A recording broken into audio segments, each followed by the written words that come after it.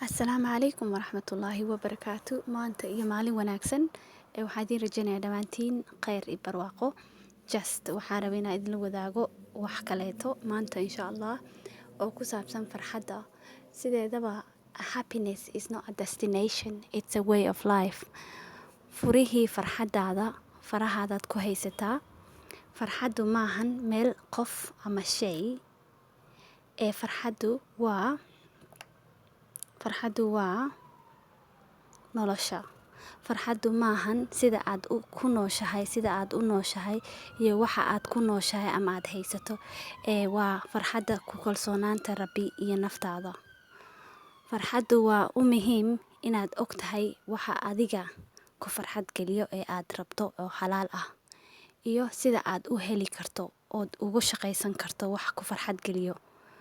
Ogow oo xasuusnow furaha farxaddaada farahaadaad ku haysataa. Furo farxadda noloshaada.